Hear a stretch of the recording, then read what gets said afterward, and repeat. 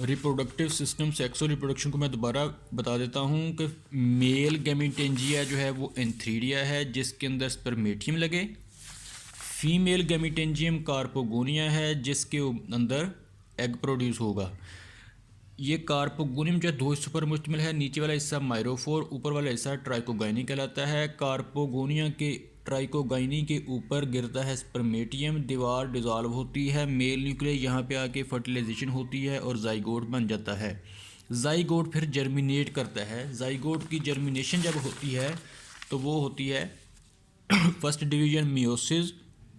माइरोफोर के ऊपर ये उभार बनता है, उसके ऊपर चेन ऑफ सेल्स बनता है। उस फिलामेंट को, चेन ऑफ सेल को गोनीमोब्लास्ट फिलामेंट कहा जाता है। गोनीमोब्लास्ट फिलामेंट के ऊपर स्पोरेंजियम लगता है, उस स्पोरेंजियम को कार्पोस्पोरेंजियम, इस कार्पोस्पोरेंजियम के अंदर स्पोर्स प्रोड्यूस होते हैं, उनको कहा जाता है कार्पोस्पोर्स।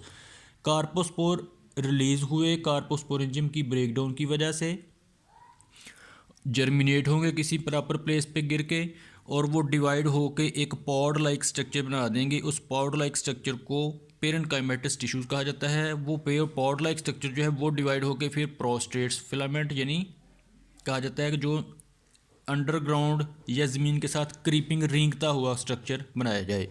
इसी स्टेज को चेंट्रेंसिया स्टेज कहा जाता है। इस प्रोस्टेट फिलामेंट को ही अगर हम वर्टिकली इस तरह भी कर सकते हैं कि यहाँ पे कर लें। देखिए यहाँ मैंने इसको वर्टिकली बना दिया है कि उसी के एक सेल जो है वो फिर दोबारा स्वेल होके स्पोरेंजियम बनता है। अब इस स्पोरेंजियम को मोनोस्पोरेंजियम कहा गया, यहाँ पे इस स्पोरेंजियम को कार्पोस्पोरेंजियम कहा गया था। मोनोस्पोरेंजियम के अंदर जो स्पोर्स प्रोड्यूस होंगे वो चेन्स में प्रोड्यूस होंगे, उन स्पोर्स को मोनोस्पोर्स कहा जाता है। उन चेन्स में से जो नीचे वाली चेन्स होंगी, उन नीचे वाली चेन्स के एपिकल सेल जो होते हैं वो जर्मिनेट करते हैं to produce new plant body. तो इस तरह लाइफ साइकिल कंप्लीट हो जाता है बैट्रेकोस्पर्मम का कि रिप्रोडक्शन हुई of gametes. Reproduction of gametes के बाद फर्टिलाइजेशन हुई। फर्टिलाइजेशन के नतीजे में जाइगोट बना। जाइगोट जो था वो डिप्लॉइड था, उससे पहले सारी स्टेज हैप्लॉइड थी। हैप्लॉइड स्टेज, फिर डिप्लॉइड स्टेज आई। हैप्लॉइड के बाद डिप्लॉइड आई। डिप्लॉइड में मियोसिस हुई।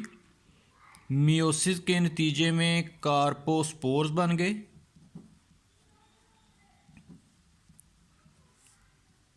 कार्पोस्पोर्स के नतीजे में अब ये जो कार्पोस्पोर बॉडी होती है, कार्पोस्पोर्स के जर्मिनेट होने से जो बॉडी बनती है उसको कार्पोस्पोरोफाइट कहा जाएगा।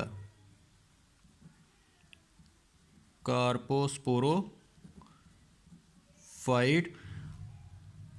इसके ऊपर फिर लगेंगे मोनोस्पोर्स। मियोसिस क्योंकि हो चुकी है तो ये भी हैप्लॉइड है, ये भी हैप्लॉइड है। मोनोस्पोर जर्मिनेट करेंगे तो फिर गेमीटोफाइट प्लांट बॉडी बन जाएगी। गेमीटोफाइट प्लांट बॉडी है वो भी हैप्लॉइड है क्योंकि ये मोनोस्पोर भी हैप्लॉइड होते हैं।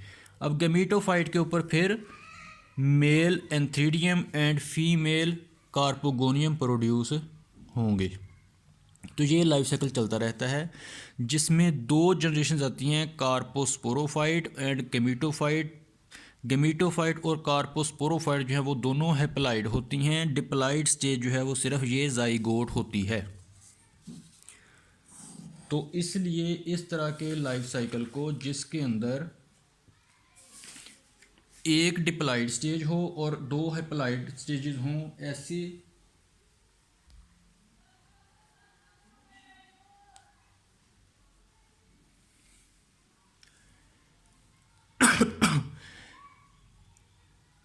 ऐसे लाइफ साइकिल को हैप्लोबायोटिक लाइफ साइकिल कहा जाता है